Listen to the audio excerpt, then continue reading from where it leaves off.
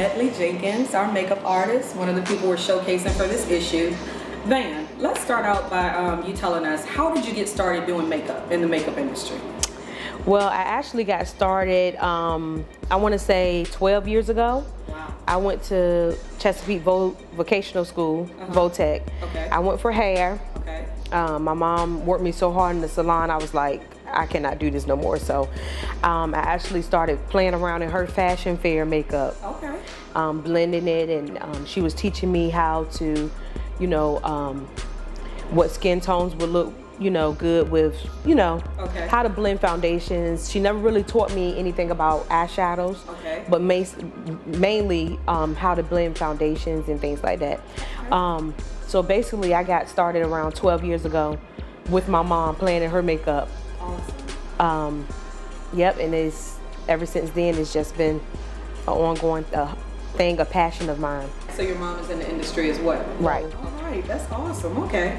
So you kind of covered the next question, which was what's your professional background? So you also, is that you have a license as well in cosmetology, or? Well, no, I never went back to get my license in cosmetology. Okay. That was just something that I did because my mom wanted me to follow her footsteps. Gotcha. Okay, cool. What advice would you give aspiring makeup artists or those who are just starting out in the industry? Well, that's a great question. I'm glad you asked that because so many times we want to give up. Right. I would say make mistakes because that's how I learn. Okay. Keep practicing. The more you practice it, anything, the better you become. Get you a guinea pig, someone that does not mind, you know, allowing you to be their canvas, or you are their canvas, however you say it. I'm sorry. But practice, practice, practice. Don't give up. You know, no matter how you feel like, oh, I can't get this technique. If you practice it, you'll get it. Now tell us about the name. I see the brand Renewed Flawless Beauty. Where does that name come from? Well, Renewed Flawless Beauty was something I thought of. It's a long story, but the story that I have is because the person that you see now is not always who I was. Okay. I, you know, was picked on so bad in high school and middle school, and to the point where, you know, I had low self-esteem about myself. You know, I didn't look at myself as being someone that was, you know, beautiful, or, you know, someone that was very popular. And in order for me to be renewed, I had to ask God to renew me in order for me to renew other people. So the name came by, you know, because I know how it is to feel picked on and, you know, joked on upon and things like that. And I don't ever want nobody to feel that type of way. So just a renewing of my mind so that I can renew other people is where I got, you know, that name from. That's awesome, and it's really important because especially in today's society, we hear a lot about the bullying and the abuse and that kind of thing. So you definitely need to be renewed. Right. Awesome, Van.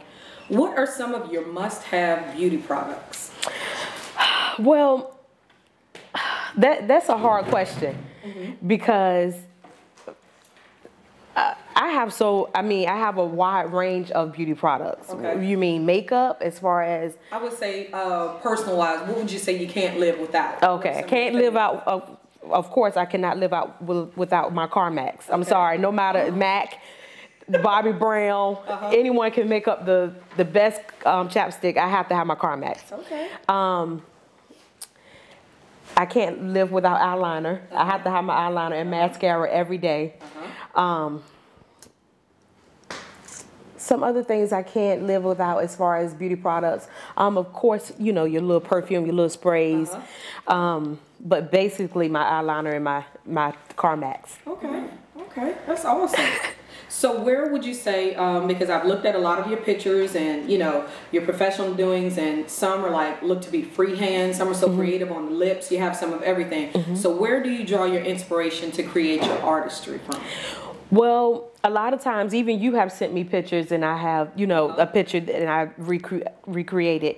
A lot of times I, first of all, I turn into a different person at night. I don't know, it's just, a passion of mine to recreate something that no one else have done before. That's pretty awesome.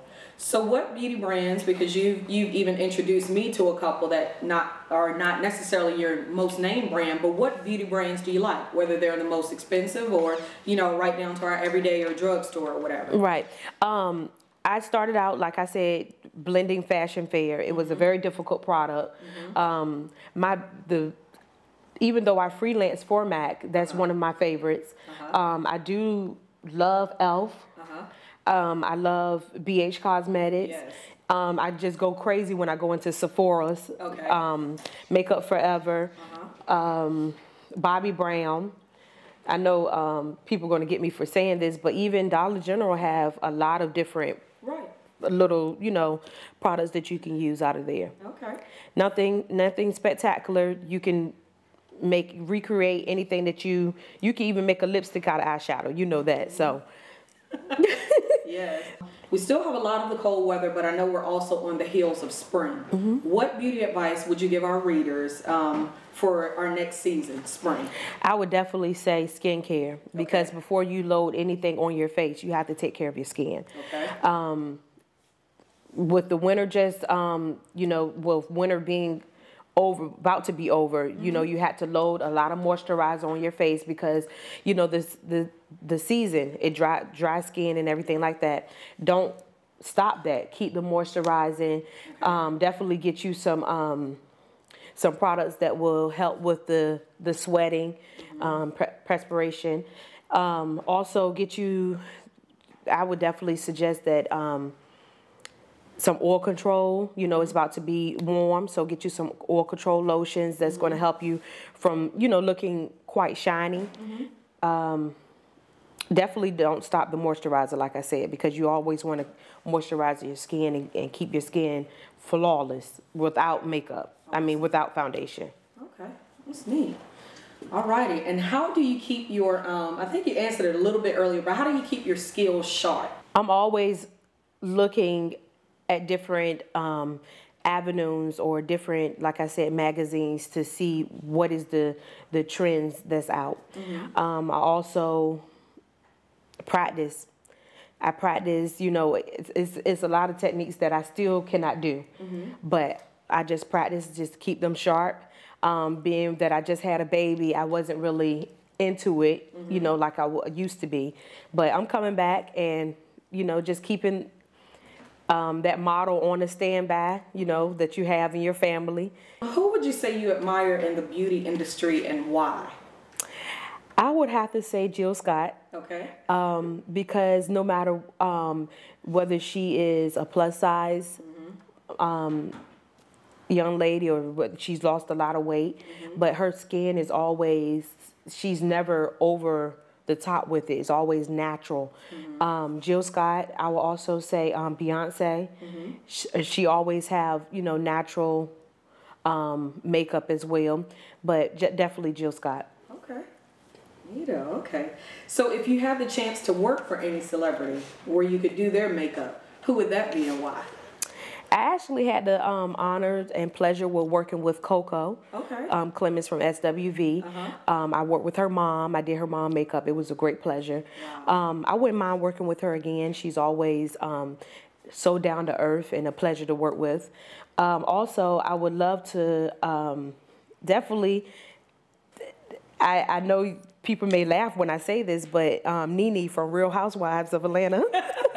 Okay. I admire her, you know, because she keeps it real. Okay. I like the realness that she has. Ms. Nene. Yeah, I know she probably critiqued me, you know, I don't like it like this, you know, do a little bit like that, and I can roll with that. You can do that. Yeah. I've done a lot, you know, with this talent. You know, me and Lisa Little from Curvaceous, she worked with me and we did teenage photo shoots. Wow. What I want to do is definitely uplift people, because I was reading one time where in this book it says that you would rather for someone to die with a swelled head than a broken heart. I don't ever want no one to feel as if they're not beautiful, or, you know, because God does not create any type of mess. So whatever he creates is beautiful. And I want to uplift those that have low self-esteem, definitely. Awesome. Because I don't ever want my daughter to grow up being picked on, or, you know, and we're living in a society where that is very common. You know, some youth are scared to go to school because they know that they're going to get picked on. And I was picked on. So I want to inspire those that, you know, have lost their way, feel like they have lost it, you know, and let them know, look, I've been through the same thing, but look at me now. I'm totally not over it because I do still have some insecurities. I'm not perfect, but there are times where, you know, I look at some youth and I know that there's some brokenness in a lot of our youth today. So I definitely want to inspire those that are dealing with low self-esteem. Awesome. But yet you seem to remain so humble and so grounded. How are you able to do that? Oh God, you about to make me cry. Joy is not me. It's not me, but it's God. Because without him, I am nothing. I'm nothing. And I don't want no one to ever feel as if I am a big-headed person, you know, because I always wanted to feel love, and I didn't get it when I was younger. I went through different foster homes. You know, my mom, she's doing so well now, but, you know, it was some issues that our family went through, and all of us, you know, went through different foster homes and things like that. So I always wanted to feel love, and I always want to show love to other people. So that's why I stay humble, because it's not me. You know, I could be wiped away just like that. So it's nobody but God that keeps me grounded.